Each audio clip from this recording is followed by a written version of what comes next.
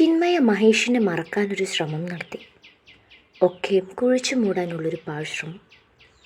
മഹേഷിനെ അവൾ കണ്ടതേയില്ല, ആ നോട്ടത്തെ നേരിട്ടതേയില്ല.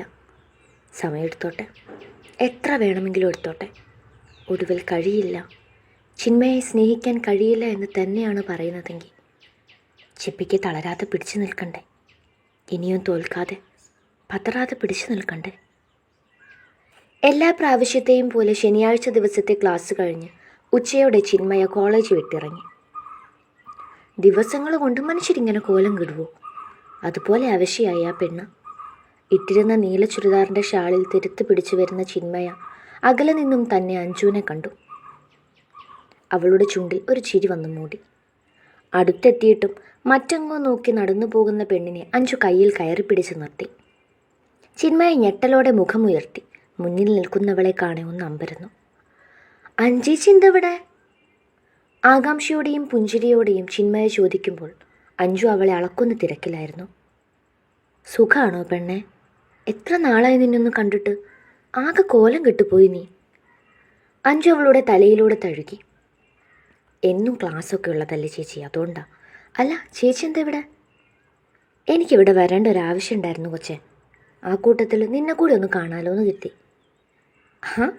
ഇന്ന് തിരികെ പോകുമോ ചേച്ചി? ഇല്ലടാ, എൻ്റെ കസിൻ്റെ വീടുണ്ട്, അവിടെ നിൽക്കും. എനിക്ക് നിന്നോട് കുറച്ച് കാര്യങ്ങൾ പറയാനുണ്ട്. നമുക്ക് വല്ല പാർക്കിലോ ബീച്ചിലോ പോകാം, കുറച്ച് സ്വസ്ഥത കിട്ടുന്നിടത്തേക്ക്. അഞ്ജു ചീറിപ്പായുന്ന വണ്ടികളെ നോക്കി പറഞ്ഞു. നേരെ പോയത് അടുത്തുള്ള ബീച്ചിലേക്കാണ്. ഒഴിഞ്ഞൊരു മൂലയിലെ പാറക്കെട്ടുകളിൽ പോയിരുന്നതും ഒന്നിച്ചിരുന്നു. നല്ല കാറ്റ് വീശുന്നുണ്ടവിടെ, മണൽക്കാറ്റ്, ഒപ്പം ചൂടുവെയിലും. ചിന്മയ കുറച്ച് ദിവസം മുൻപുള്ള കാര്യം ഓർത്തുപോയി. ആ ഓർമ്മയിൽ അവളെ ചുറ്റിമുറുക്കി കളഞ്ഞു. വീണ്ടും അതേ ഇടത്തേക്ക്. ചിന്മയ ഒന്നാകെ വിയർപ്പ് മുട്ടിപ്പോയി. വീട്ടിലേക്ക് പോകാൻ ഉള്ളം വെമ്പി. വേണ്ടിയിരുന്നില്ല, വരേണ്ടിയിരുന്നില്ല. ചേച്ചിയൊന്നും പറഞ്ഞില്ലല്ലോ? മറ്റെങ്ങോ നോക്കി ചിരിയോടെ ഇരിക്കുന്നവളെ നോക്കി ചിന്മയ ചോദിച്ചു. അഞ്ജു തല ചരിച്ചു, പിന്നൊന്ന് കണ്ണടച്ചു കാട്ടി. അത് പറയാം. അത് മുന്നേ ഒരു കാര്യം ചോദിക്കട്ടെ? നമ്മുടെ മഹേഷ് ഏട്ടൻ ഇവിടെ ഇവിടെ ഒരു വീട്ടിലല്ലേ ഡ്രൈവറായിട്ട് നിൽക്കുന്നേ? നീ പുള്ളിയെ കണ്ടിരുന്നോ എപ്പോഴെങ്കിലും? ഞാൻ കണ്ടിട്ടൊന്നുമില്ല. ചിന്മയ ഒട്ടും ചിന്തിക്കാതെ പറഞ്ഞു കഴിഞ്ഞു. അഞ്ജു പൊട്ടി വന്ന ചിരിയൊന്ന് അടക്കി പിടിച്ചു. ഓക്കെ, ഞാൻ പറയാൻ വന്നത് എന്താന്ന് വെച്ചാൽ, എൻ്റെ ഒരു കസിൻ ബ്രദറിന് നിന്നെ ഇഷ്ടമാണ്. എന്നെയോ? ചിന്മയുടെ നെറ്റികൾ ചുളിവ് വീണു. അതെ, ആള് നിന്നെ മുൻപ് കണ്ടിട്ടുണ്ട്, അന്നേ ഇഷ്ടമായിരുന്നു. ഇന്നൊന്ന് നേരിൽ കാണാൻ വരട്ടെ എന്ന് ചോദിച്ചു.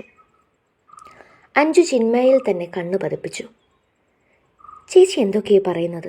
പെട്ടെന്ന് വന്ന ഒരാളുടെ കാര്യം പറഞ്ഞാൽ ഞാൻ എന്താ പറയേണ്ടത്? എനിക്ക് ആരെയും കാണാൻ താല്പര്യമില്ല, ഞാൻ വീട്ടിലേക്ക് പോട്ടെ ചേച്ചി. ചിന്മയ മുഖം വെട്ടിച്ചു മാറ്റി. നീ ഒന്ന് കണ്ടു നോക്ക്. എന്താ, ഇവിടെ വന്നപ്പോൾ മോൾക്ക് വേറെ ആരെങ്കിലും സെറ്റായോ? അഞ്ജു ചിന്മയെ ഒന്ന് ദേഷ്യം പിടിപ്പിച്ചു. ചിപ്പി കണ്ണു കൂർപ്പിച്ചു. ഒന്ന് പോയേ ചേച്ചി, ആവശ്യമില്ലാത്തത് പറയാതെ. ഓ, നിനക്കപ്പം ഇപ്പോഴും മഹേഷ് ഏട്ടനാണോ ഇഷ്ടം? ഉള്ളിലിരിപ്പറിയാൻ ഒരു മോഹം തോന്നി. അതെ, മഹേഷ് ഏട്ടന് തന്നെയാണ് ഇഷ്ടം. ഞാനത് മറന്നിട്ടൊന്നുമില്ല. ചേച്ചി ഇതിനാണോ വിളിച്ചുകൊണ്ട് വന്നത്? ഇത് മുൻപേ പറഞ്ഞിരുന്നെങ്കിൽ ഞാൻ വരില്ലായിരുന്നു. ചിപ്പിയുടെ ശബ്ദം ഒന്ന് കടുത്തു. അഞ്ജു മുഖം വെട്ടിച്ചു മാറ്റി ഒന്ന് ചിരി കടിച്ചു പിടിച്ചു. നീ ദേഷ്യപ്പെടുകയൊന്നും വേണ്ട. നിന്നോട് ഇഷ്ടമാണെന്ന് പറയാനൊന്നും ഞാൻ പറഞ്ഞില്ലല്ലോ. അവനൊന്ന് വന്ന് കണ്ടിട്ട് പൊക്കോട്ടെ, നീ എസ്സൊന്നും പറയണ്ട. അഞ്ജുവിന് ഇപ്പോഴും വിടാൻ പ്ലാനില്ല. ചിപ്പി ഒന്നും മിണ്ടിയില്ല. ദേഷ്യം തോന്നി അവൾക്ക്.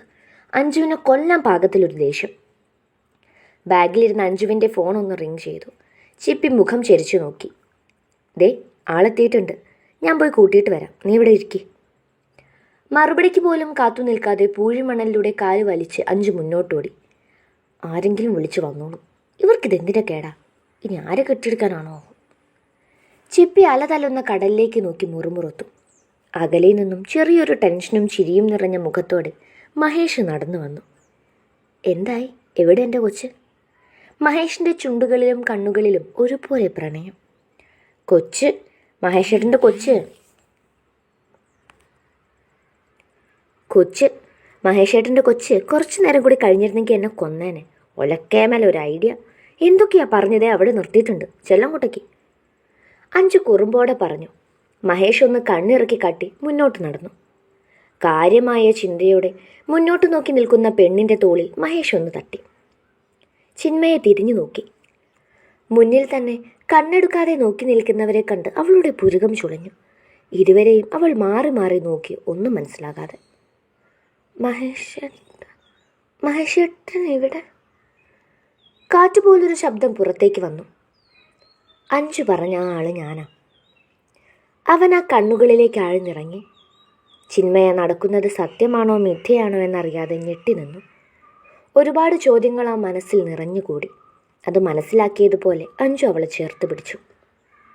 അറിയാം, ഒത്തിരി ചോദ്യങ്ങൾ ഉള്ളിലുണ്ടെന്ന്. അതിനൊക്കെ ഉത്തരം നിന്റെ മഹേഷേട്ടൻ തന്നെ തരും. നിങ്ങൾ സംസാരിക്കും, ഞാനെന്തേലും കഴിക്കാൻ മേടിച്ചിട്ട് വരാം.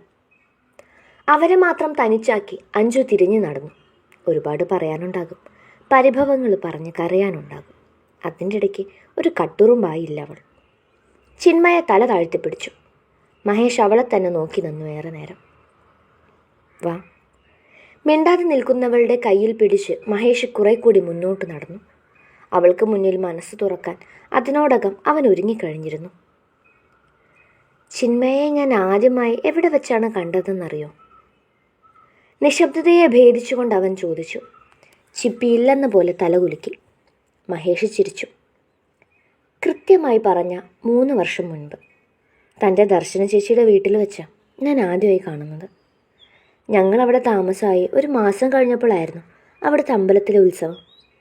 അന്നൊരു മഞ്ഞ പട്ടുപാവാടയൊക്കെ ഉടുത്ത് തുള്ളിച്ചാടി നടക്കുന്ന നിന്നെ ഞാൻ അപ്പോഴേ മനസ്സിലേക്ക് എടുത്ത് വെച്ചതാണ്.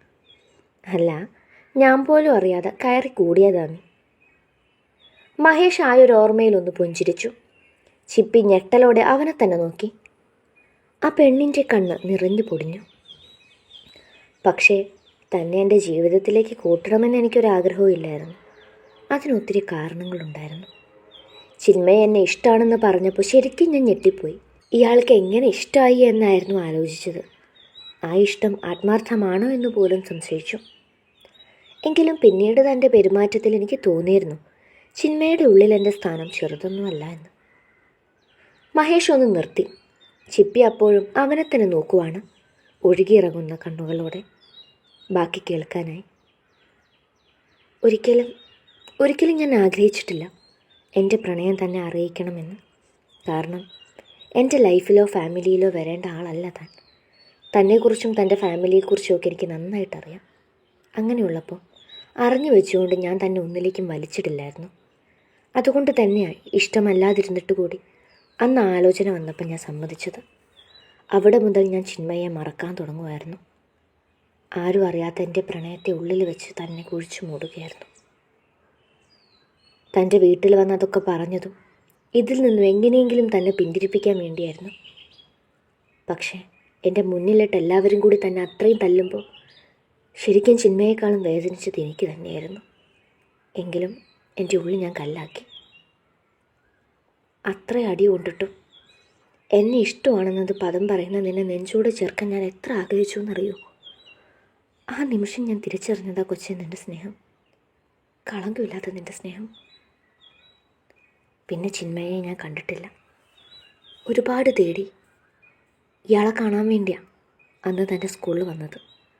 അവിടെ കണ്ട ചിന്മയെ ഞാൻ കാണാറുള്ള വായാടിപ്പെണ്ണല്ലായിരുന്നു. താൻ എന്നെ മറന്നു എന്ന് തോന്നി. അങ്ങനെ ഉറപ്പിച്ചു. അതിനുശേഷം ഇവിടെ വെച്ചാണ് ഞാൻ വീണ്ടും കാണുന്നത്. ഇപ്പോഴും ഒട്ടും ചോരാതെ ഇരട്ടിയായി എന്നോടുള്ള സ്നേഹം ഉള്ളിലുണ്ടെന്ന് അറിഞ്ഞിട്ടും എങ്ങനെയാ കൊച്ചേ നിന്നെ ഞാൻ തള്ളിക്കളയണ്ടേ, കണ്ടില്ലെന്ന് നടിക്കണ്ടേ? സിനിമാ സ്റ്റൈലിൽ പ്രപ്പോസ് ചെയ്യാനൊന്നും മഹേഷിനറിയില്ല. പക്ഷെ ഉള്ളു തുറന്ന് പറയുക, നിന്നെ എനിക്ക് ഒത്തിരി ഇഷ്ടമാകും കൊച്ചേ. പ്രാണം പോലെ പ്രണയമാണ്. ഇനിയൊന്നും മഹേഷ് നോക്കുന്നില്ല, ഒന്നിൻ്റെ പേരിലും അകറ്റി നിർത്തുന്നുമില്ല. ക്ഷണിക്കുക മഹേഷിൻ്റെ ജീവിതത്തിലേക്ക്. എൻ്റെ താലിക്ക് അവകാശിയായി, എൻ്റെ പ്രണയമായി, പ്രാണനായി. മഹേഷ് നനവ് പൊടിഞ്ഞ കണ്ണുകളോടെ മുന്നിൽ നിൽക്കുന്നവളെ ഉറ്റുനോക്കി.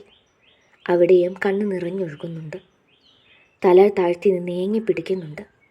പൊട്ടി പൊട്ടി കരയുന്നുണ്ട്. കരയുവാണോ? ഒന്നും പറയാനില്ലേ ചിന്മയ്ക്ക്? മഹേഷ് ഒരുപോലെ കരഞ്ഞു ചിരിച്ചു. ഞാൻ ഞാൻ എത്ര ആഗ്രഹിച്ചിട്ടുണ്ടെന്നോ ഈ വാക്കൊന്ന് കേൾക്കും. ചിപ്പി ശ്വാസം ഏങ്ങിപ്പിടിച്ചു. അതിന് കരയുവാണോ? അവൻ കൈകൾ ഉയർത്തി ആദ്യമായി അവളെ തൊട്ടു. ആ കണ്ണുകൾ തുടച്ചു കൊടുത്തു. സന്തോഷം കൊണ്ടാ. ചിപ്പി ചിരിക്കാൻ ശ്രമിച്ചു. മഹേഷ് ഒന്ന് കൂർപ്പിച്ചു നോക്കി.